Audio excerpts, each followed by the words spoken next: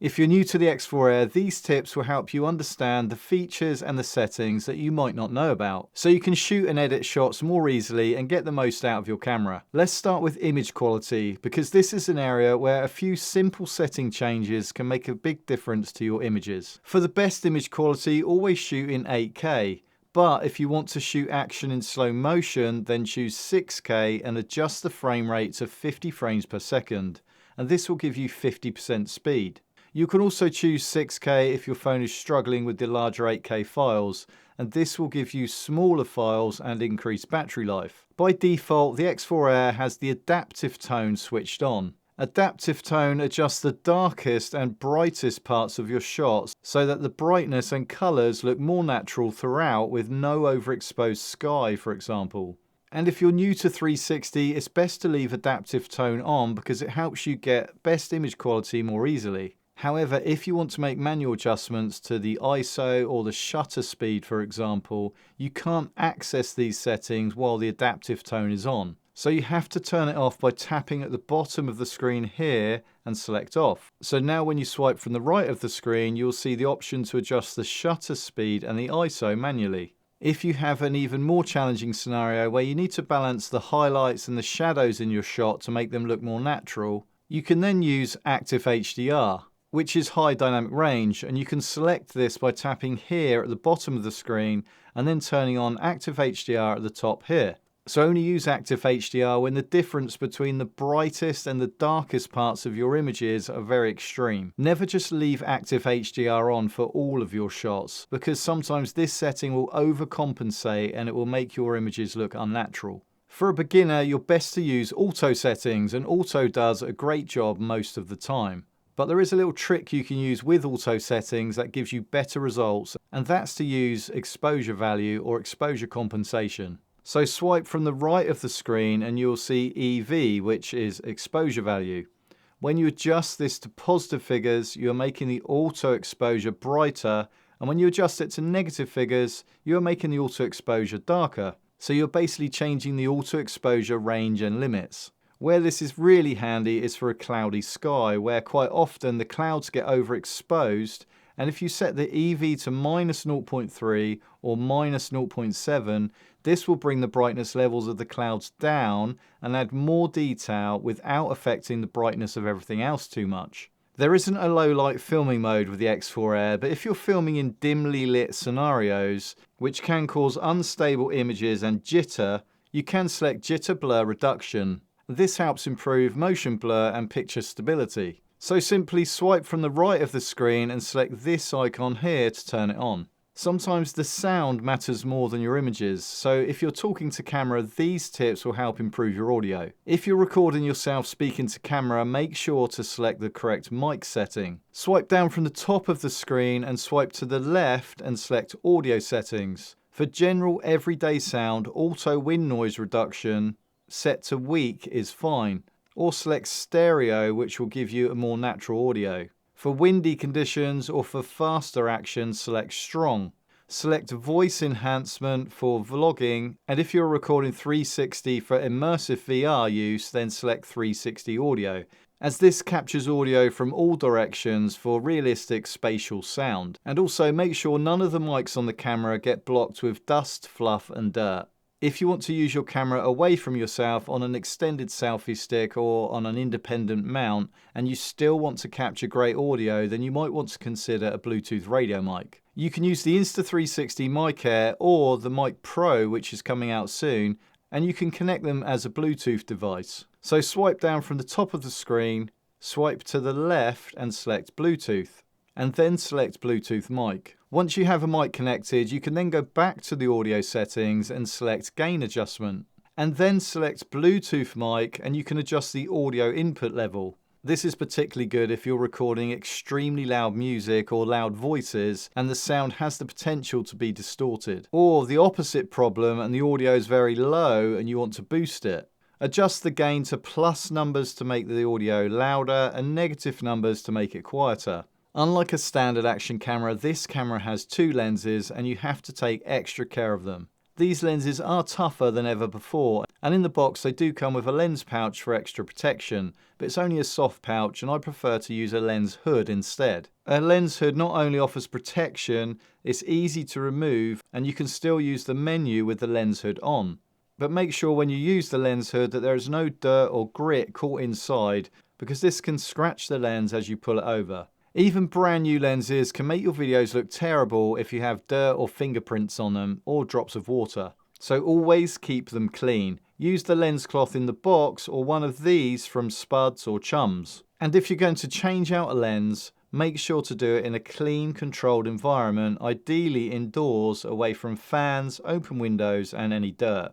And for convenience, I store all of the lens replacement kit in an old glasses case that I had kicking around. And if you ever change your lenses, always perform a stitching calibration. Go to the settings menu by swiping down from the top of the screen and selecting this icon. Look for stitching calibration and follow the instructions on the screen.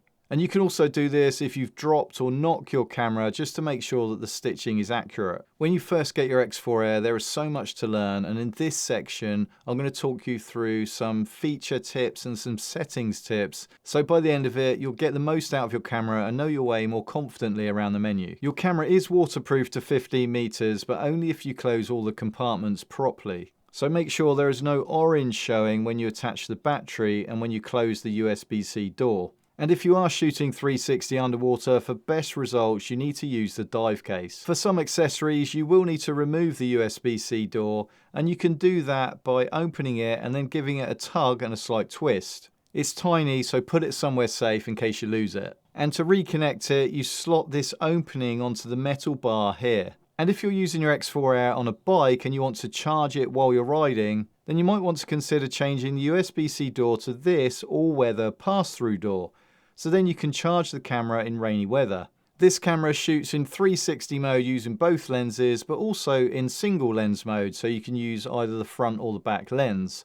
And the symbol for both is the same. So it's easy to accidentally shoot in the wrong mode. If you're in 360 mode, you will see this symbol and the whole screen will show your video image.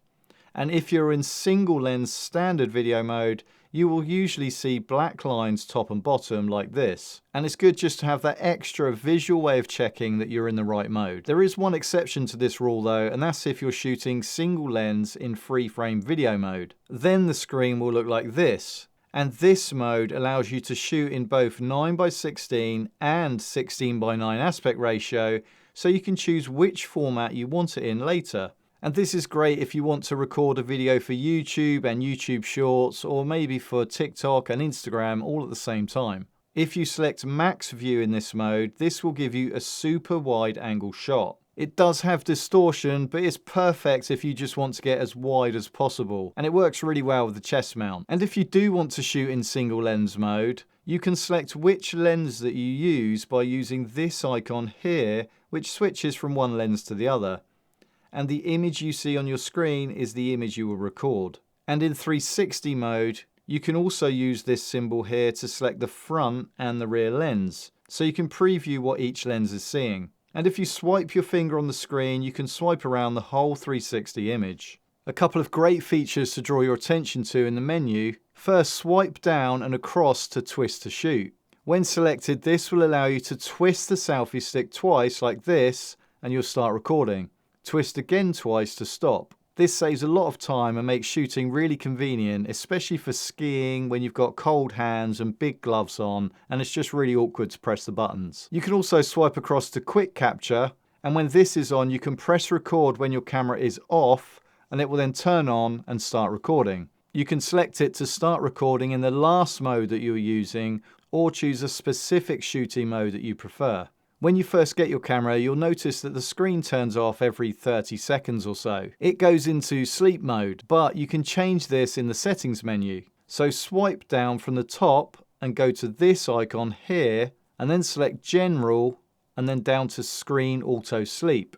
And I usually set mine to 3 minutes. And just so you know, when your screen does go off, you can turn it back on again by quick pressing the on button on the side of the camera. Did you know that you can cancel a recording that you've started? So if you've started recording and you've realized that you've pressed the button too soon, You can long press and hold the shutter button, so the record button, and then it will ask you if you want to cancel the recording. So you can turn this on under the general settings in the menu. And using this feature means that you can delete clips that you know that you're not going to use, and this saves valuable space on your memory card. And talking about memory cards, don't buy cheap memory cards. Always buy the ones that are recommended on the manufacturer's site. If your card is too slow or poor quality or unbranded, it may produce errors, it may stop recording, or it may not record at all. I always use SanDisk Extreme Pro and also Insta360's own branded cards. And I don't usually use 1TB cards, I choose 256GB or 512GB cards. If you're new to shooting 360, then you can try the new Instaframe mode with the X4 Air. This is a beginner way of shooting without the need to edit. You can choose the angle of your shot from front, back, top or bottom, and then this video gets automatically created so you can use it straight away with no reframing necessary. But also the camera keeps the full 360-degree video file. So later when you're more experienced, you can come back and manually add keyframes and edit that clip in the software on the desktop or in the app. There are some resolution limitations using the Instaframe mode, and the 360 video is limited to 6K. And if you're using the auto reframed video, this will be limited to 1080, which is HD resolution. I've left a link to the latest Insta360 camera deals in the description below. Let me know which is your favourite tip, and for more 360 tips you can watch this video next, and I'll see you over there.